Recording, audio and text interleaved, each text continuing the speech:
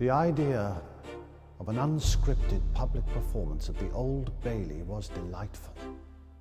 Life imitating art and the outcome unknown.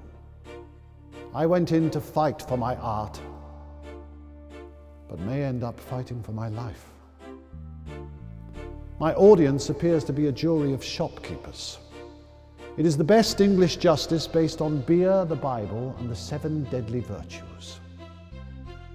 The truth is rarely pure and never simple.